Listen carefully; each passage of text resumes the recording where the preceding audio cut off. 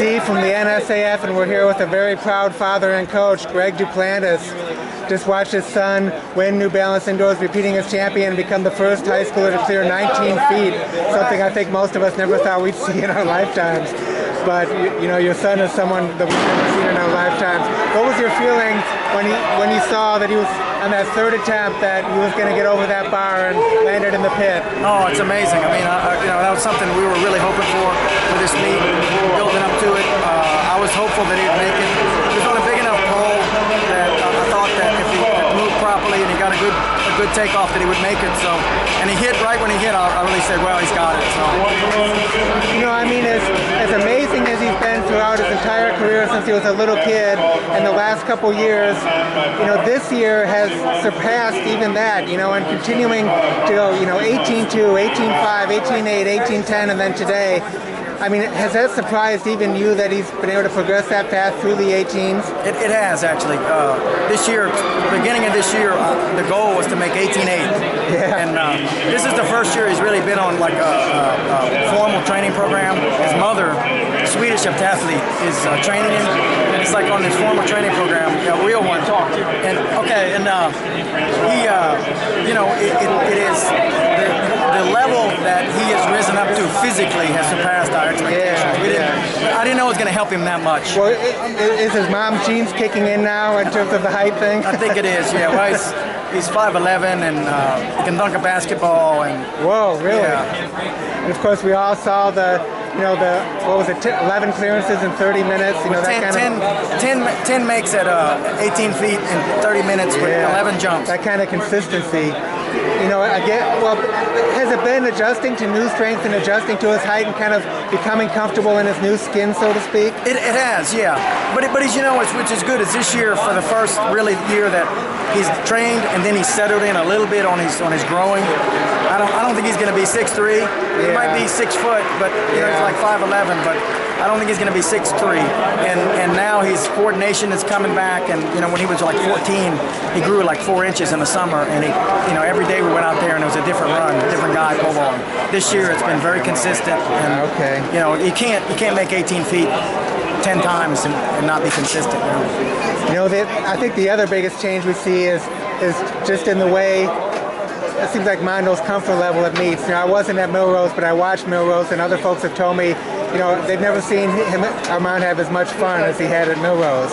You know, and it seems like he's becoming more comfortable with his status as an elite athlete, just kind of becoming more relaxed in general. Would you agree with that? I do, yeah. He, you know, I think that, you know, his mother's from Sweden, and he's competed in some big international, competed in the World Championships in Cali, Colombia, World Championships last year, World U20s, and that stuff is real high pressure, and he comes to a meet like Milrose, and it's really just performing, having fun, and a big crowd that's very enthusiastic and very friendly, and you know, that's fun. I remember a time when it didn't seem like he had that much fun sometimes. Well, he was, but more so than we.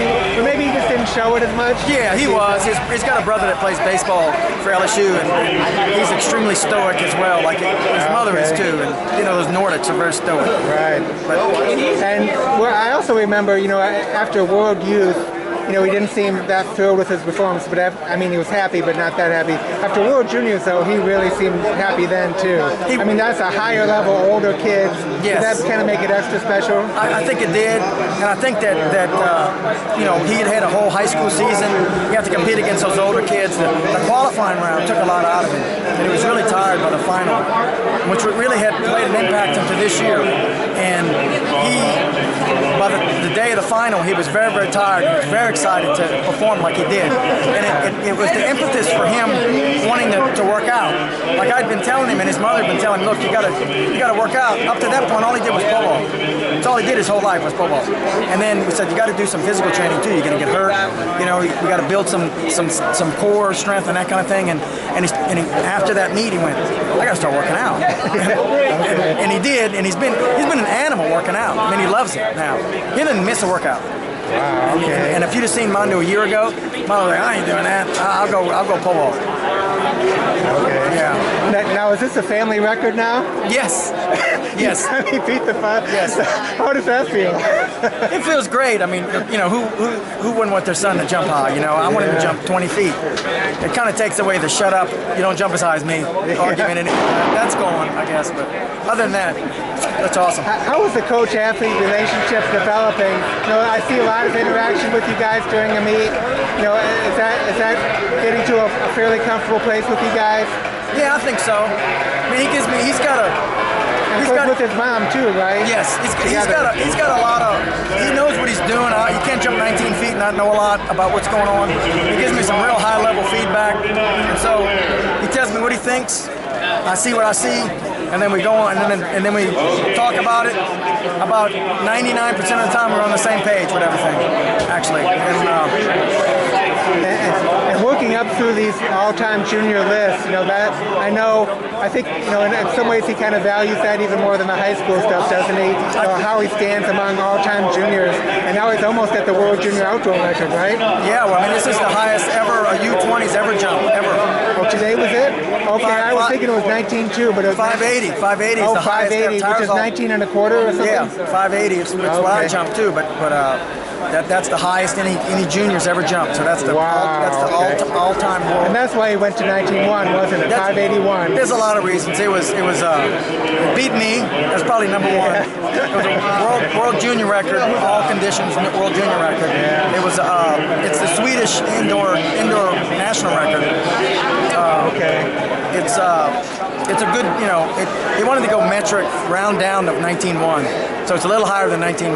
Right. Is there at the world class level, does he look up most to the world record holder? Bruno? Yeah. Yeah, that's his favorite guy. Yeah, for sure. And he's not a big physical guy either. No, right? So, no. And in fact, Armand's probably taller than him now, isn't he? He might be. He might be. Yeah.